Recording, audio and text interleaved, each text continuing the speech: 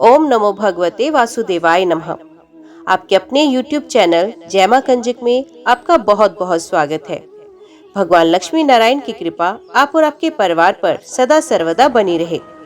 आज की वीडियो में हम कार्तिक मास महात्म्य का कथा अध्याय 28 और 29 और साथ ही श्रीमद् भागवत गीता का अध्याय 15 और 16 आपके सामने प्रस्तुत करने जा रहे हैं। उम्मीद करती हूँ कथा का पूरा फल लेने के लिए आप कथा को शुरू से लेकर अंत तक जरूर श्रवण करेंगे। ओम नमो भगवते वासुदेवाय नमः। ऋषि कहने लगे कि सूत जी कृपा करके कार्तिक शुक्ल अष्टमी, जिसको गोपा अष्टमी भी कहते हैं, उसका महात्म्य सुनाइए। सूत जी कहने लगे कि बाल्यावस्था में भगवान कृष्ण पहले बछड़े चराया करते थे। कार्तिक शुक्ल अष्टमी से वे गोय चराने लगे। इसी से ये अष्टमी गोपा अष्टमी कहलाती है। इस दिन सब मनोकामनाओं को पूर्ण करने के लिए गो का पूजन करना चाहिए। तदंतर प्रदक्षिणा करके गो के पीछे पीछे चलना चाहिए। श्री कृष्ण जी परम प्रिय श्री राधा जी के नाम से विख्यात राधा कुंड में स्नान करके जो श्री कृष्ण जी का पूजन करता है, उसके सब पाप गोधूलि से नाश को प्राप्त हो जाते हैं। इस दिन गोधूलि के समय गौ के पीछे चलने से सैकड़ों जन्मों के पाप दूर हो जाते हैं। इस दिन गौ का दान करने से असंख्य गौओं के दान का फल मिलता है। यदि इस दिन सायंकाल के समय श्रवण नक्षत्र हो तो वैजयंती योग होता है। उसमें स्नान दान करने से मनुष्य शीघ्र ही मोक्ष को प्राप्त हो जाता है। राजा पृथु पूछने लगे कि हे नारद जी, आप वेद शास्त्र तथा पुराणों के जानने वाले हैं, सो कृपा करके ये बतलाइए कि किस देवता की कितनी कितनी परिक्रमा होती है और उनका क्या फल होता है। ये वार्ता सुनकर नारद जी कहने लगे, देवी का 1, सूर्य की 7, अग्नि की 7, गणेश जी की 3, शिव जी की आधी, पितरों की 3 अथवा 4 परिक्रमा होती है। इस संबंध में ब्रह्मा जी का कहा हुआ एक इतिहास सुनो, जिसमें बृहस्पति जी तथा इंद्र का संवाद है। वैवस्वत मनवंतर में एक समय सब देवताओं सहित इंद्र बृहस्पति जी के पास जाकर पूछने लगे कि हे गुरुदेव, ब्रह्मकाल से पहले ये सृष्टि कैसी थी, इंद्र तथा अन्य देवगण कैसे थे और उनका कर्म कैसा था। ये सुनकर बृहस्पति जी कहने लगे, उस समय की बात तो हम भी नहीं बता सकते, क्योंकि उस समय कुछ मनवंतर बीत चुके हैं, परंतु आपके ही नगर में एक सुधर्मा नाम वाला है, वे सब कुछ बता सकता है, अतएव उसके पास चलते हैं। तब बृहस्पति जी सब देवों तथा इंद्र को साथ लेकर सुधर्मा के पास गए। सुधर्मा ने गुरु जी सहित इंद्रादि देवों को पूजन तथा आदर सत्कार किया। इंद्र सुधामा की राज्य लक्ष्मी तथा वैभव देखकर दंग रह गया। तत्पश्चात कहने लगा कि हे सुधर्मा, इतनी लक्ष्मी तुमको कैसे प्राप्त हुई? तुमने कौन सा यज्ञ दान अथवा तप किया था तथा ब्रह्म कल्प से पहले की बात तुम कैसे जानते हो, ये सब हमसे कहिए। सुधर्मा कहने लगा, हे इंद्र, जब चारों युगों की 1000 चौकड़ी बीत जाती है तथा ब्रह्मा का एक दिन होता है, उस एक दिन में 14 मनु और इंद्र होते हैं। जब हम विष्णु लोक में थे तब वहाँ पर रहते हमारे सामने इतने ब्रह्मा हो चुके हैं कि उनकी हम गणना भी नहीं कर सकते। उसके पश्चात जब हम यहाँ स्वर्ग में आए, सो हमने जो भी अच्छा कर्म किया और जिसके कारण हमने इतनी लंबी आयु पाई है, उसको सुनो। पहले जन्म में हम मांस खाने वाले ग्रह थे। एक समय कार्तिक शुक्ल नवमी को श्री कृष्ण के मंदिर पर बैठे हुए थे। तभी एक शिकारी ने हमको बाण मारा, जिसने हमें घायल होकर मंदिर में आ गिरा। उसी समय मांस के लोभी एक कुत्ते ने आकर मुझको पकड़ लिया। उस कुत्तों को देखकर और कुत्ते भी वहां आ गए। वे कुत्ता उनके डर के मारे मंदिर के चारों ओर चक्कर लगाने लगा। दूसरे कुत्ते भी उसके पीछे पीछे भागते रहे। इस प्रकार सबकी प्रदक्षिणा हो गई। उसी बीच मेरी मृत्यु हो गई। उस प्रदक्षिणा से भगवान बहुत ही प्रसन्न हुए और मुझको अपना परम पद दे दिया। ये बात सुनकर इंद्र को अत्यंत प्रसन्नता हुई और उन्होंने विधि पूर्वक भगवान का पूजन तथा प्रदक्षिणा की। नारद जी कहते हैं, हे राजन, कार्तिक शुक्ल नवमी को ब्राह्मण, गो, देवालय, तुलसी वन, साधु, वैरागी, जीवन मुक्त, गृहस्थ, वेद, उपवेद तथा पुराण ये सब ग्राम में ही वास करते हैं। यदि ग्राम की प्रदक्षिणा करनी हो तो प्रातःकाल उठकर स्नान आदि क्रिया से निर्वृत्त हो कमंडल हाथ में ले ओम नमो भगवते वासुदेवाय मंत्र का जाप करता हुआ सूर्य उदय से पूर्व ही प्रारंभ की करे। ब्राह्मण देवस्थान तथा शालिग्राम की मूर्ति की प्रदक्षिणा सूर्योदय के बाद भी की जा सकती है। ओम नमो भगवते वासुदेवाय नमः। कार्तिक मास महात्म्य का अध्याय 28 और 29 यहाँ पर समाप्त होता है। अभी हम श्रवण करते हैं पुरुषोत्तम योग श्रीमद् भागवत गीता का 15वां अध्याय। 14वें अध्याय में श्लोक 5 से 19 तक तीनों गुणों का स्वरूप, उनके कार्य, उनका बंधन स्वरूप और बंधे हुए मनुष्य की उत्तम, मध्यम आदि गतियों का विस्तार पूर्वक वर्णन किया गया। श्लोक 19 तथा 20 में उन गुणों से रहित होकर भगवत भाव को पाने का उपाय और फल बताया गया। फिर अर्जुन के पूछने से 22वें श्लोक से लेकर 25वें श्लोक तक गुणातीत पुरुष के लक्षणों और आचरण का वर्णन किया गया। 26वें श्लोक में सगुण परमेश्वर को अनन्य भक्ति भाव, भक्ति योग तथा गुणातीत होकर ब्रह्म प्राप्ति का पात्र बनने का सरल उपाय बताया। अब ये भक्ति योग रूप अनन्य प्रेम उत्पन्न करने के उद्देश्य से सगुण परमेश्वर के गुण, प्रभाव और स्वरूप का तथा गुणातीत होने में मुख्य साधन वैराग्य और भगवत शरण का वर्णन करने के लिए 15वां अध्याय शुरू करते हैं। इसमें प्रथम संसार से वैराग्य पैदा करने हेतु भगवान 3 श्लोकों द्वारा वृक्ष के रूप में संसार का वर्णन करके वैराग्य रूप शस्त्र द्वारा काट डालने को कहते हैं। श्री भगवान बोले, आदि पुरुष परमेश्वर रूप मूल वाले और ब्रह्मा रूप मुख्य शाखा वाले जिस संसार रूप पीपल के वृक्ष को अविनाशी कहते हैं तथा वेद जिसके पत्ते कहे गए हैं, उस संसार रूप वृक्ष को जो पुरुष मूल सहित तत्व से जानता है, वे वेद के तात्पर्य को जानने वाला है। उस संसार वृक्ष की तीनों गुणों रूप जल के द्वारा बड़ी हुई और विषय भोग रूप कुपोलों वाली देव, मनुष्य और त्रियक आदि योनि रूप शाखाएं नीचे और ऊपर सर्वत्र फैली हुई हैं तथा मनुष्य लोक में कर्मों के अनुसार बांधने वाली अहंता, ममता और वासना रूप जड़ें भी नीचे और ऊपर सभी लोकों में व्याप्त हो रही हैं। इस संसार वृक्ष का स्वरूप जैसा कहा है वैसा यहाँ विचार काल में ही नहीं पाया जाता, क्योंकि ना तो इसका आदि है और न अंत है तथा न इसकी अच्छी प्रकार से स्थिति ही है। इसलिए इस अहंता, ममता और वासना रूप अति दृढ़ मूलों वाले संसार रूप पीपल के वृक्ष को वैराग्य रूप शस्त्र द्वारा काटकर उसके पश्चात उस परम पद रूप परमेश्वर को भली भांति खोजना चाहिए, जिसमें गए हुए पुरुष फिर लौटकर संसार में नहीं आते और जिस परमेश्वर से इस पुरातन संसार वृक्ष की प्रवृत्ति विस्तार को प्राप्त हुई है, उसी आदि पुरुष नारायण की मैं शरण में हूँ। इस प्रकार दृढ़ निश्चय करके उस परमेश्वर का मनन और निध्यासन करना चाहिए, जिसका मान और मोह नष्ट हो गया है, जिन्होंने आसक्ति रूप दोष को जीत लिया है, जिनकी परमात्मा के स्वरूप में नित्य स्थिति है और जिनकी कामनाएं पूर्ण रूप से नष्ट हो गई हैं, वे सुख दुख नामक द्वंद्वों से विमुक्त ज्ञानी जन उस अविनाशी परम पद को प्राप्त होते हैं। जिस परम पद को प्राप्त होकर मनुष्य लौटकर संसार में नहीं आते, उस स्वयं प्रकाश परम पद को ना सूर्य प्रकाशित कर सकता है न चंद्रमा, और अग्नि ही वे मेरा परम धाम है। इस देह में ये सनातन जीवात्मा मेरा अंश है और वही इस प्रकृति में स्थित मन और पांचों इंद्रियों को आकर्षित करता है।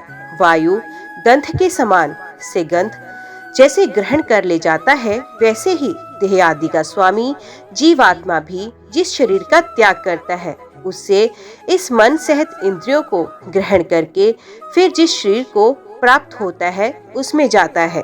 ये जीवात्मा श्रोत्र, चक्षु, त्वचा को तथा रसना, घ्राण और मन को आश्रय करके अर्थात इन सब के सहारे से ही विषयों का सेवन करता है।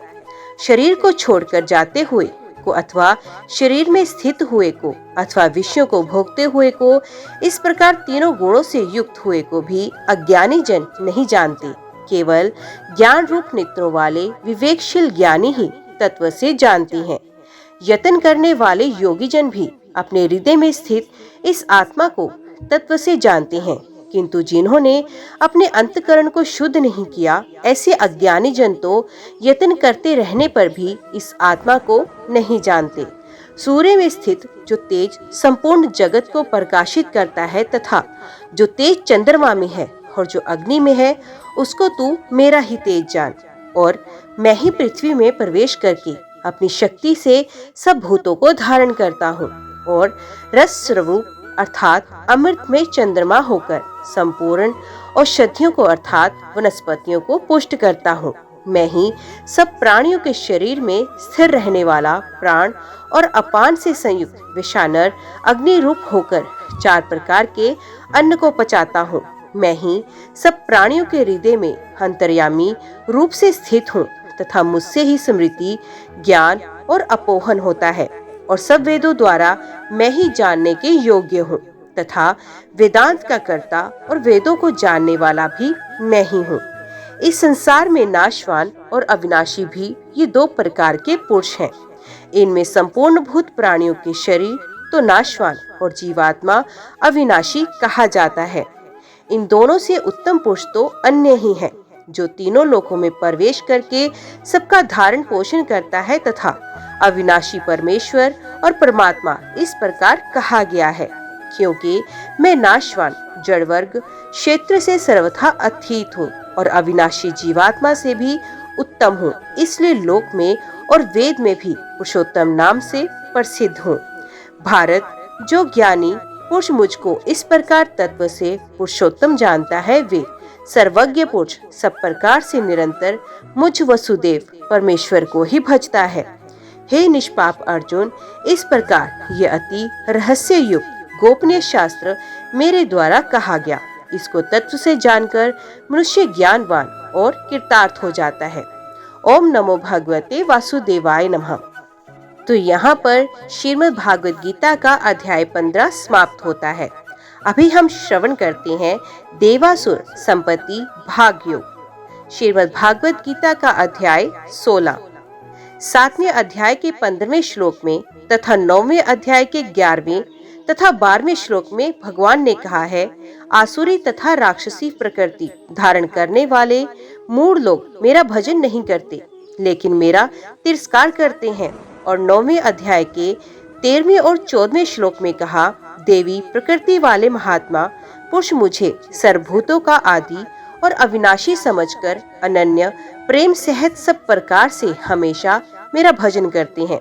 लेकिन दूसरे प्रसंग चालू होने के कारण वहाँ देवी और आसुरी प्रकृति के लक्षण वर्णन नहीं किए। फिर 15वें अध्याय के 19वें श्लोक में भगवान ने कहा, जो ज्ञानी महात्मा मुझ पुरुषोत्तम को जानते हैं, वे सब प्रकार से मेरा भजन करते हैं। इस विषय पर स्वाभाविक रीति से ही देवी प्रकृति वाले ज्ञानी पुरुष के तथा आसुरी प्रकृति वाले अज्ञानी मनुष्य के लक्षण कौन कौन से हैं, ये जानने की इच्छा होती है। इसलिए भगवान अब दोनों के लक्षण और स्वभाव का विस्तार पूर्वक वर्णन करने के लिए ये 16वां अध्याय आरंभ करते हैं। इसमें पहले 3 श्लोकों द्वारा देवी संपत्ति वाले सात्विक पुरुष के स्वाभाविक लक्षणों का विस्तार पूर्वक वर्णन करते हैं।